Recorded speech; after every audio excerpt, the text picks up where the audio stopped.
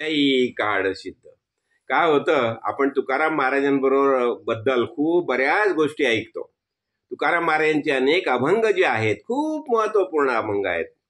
कळलं ना? म्हणजे भक्तीचा जल्लोष केलेला आहे तुकाराम महाराजांनी. पण तुकाराम महाराजांची आवडी होती ना, तिच्याबद्दल जर आपण विचार केला, कारण तुकाराम महाराजांसारख्या संतांचा संसार करणं साधी गोष्ट नव्हती. तर ही आवडी पण कशी होती बघा. कळलं काय? मी का खास सांगणार आहे, कारण जेव्हा तुकाराम महाराजांनी नेण्यासाठी जेव्हा वैकुंठाहून जेव्हा विमान आलं, त्या ते म्हणत होते की आवडीला तू पण चल म्हणून. पण म्हणे आवडी गेली नाही त्यांच्याबरोबर. आता का नाही गेली ते पण आपण समजून घेणार आहोत. कारण काय झालं बघा, म्हणजे जेव्हा तुकाराम महाराज जेव्हा भंडारा डोंगरावर जायचे, कळलं की नाही, जायचे आणि त्यांचं आपलं सगळं नामस्मरण भक्ती चाललेली आहे. कळलं ना? आणि तिथे त्यांचं एकनाथी भागवताचं पारायण पण चाललेलं आहे. खूप सगळ्या गोष्टी, कळलं, अनेक अभंग लिहिणं, सगळं कार्य चाललेलं आहे. पण ही आवडी काय करायची, तिला काळजी होती ना तुकारामांची. ती डोक्यावर हे कोण जेवणाचा बाजगं घेऊन जायची. आणि एक दिवशी असंच झालं, ती बाजगं घेऊन गेली आणि तिच्या काटा टोचला आणि अगदी म्हणजे माहिती नाही जंगलातले काटे कसे असतात ते.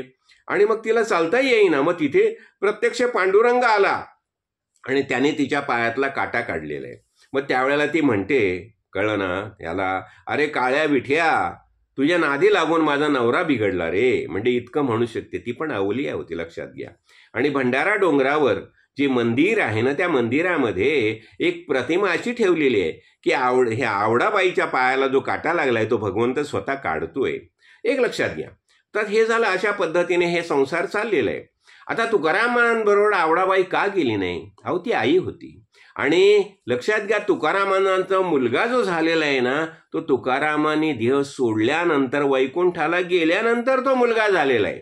कळलं ना? म्हणजे त्यावेळेला आवडाबाई गरोदर होती. आणि ती गरोदर असल्यामुळे, आणि शेवटी ती आई होती ना, वैकुंठाला जाऊन पोटातल्या बाळाला सोडून ती जाऊ शकत नव्हती. आणि म्हणून ती तुकाराम महाराजांबरोबर वैकुंठाला गेली नाही. हे महत्वाची गोष्ट लक्षात ठेवा.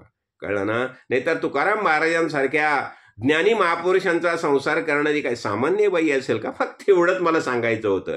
जय काळ सिद्ध, जय काळ.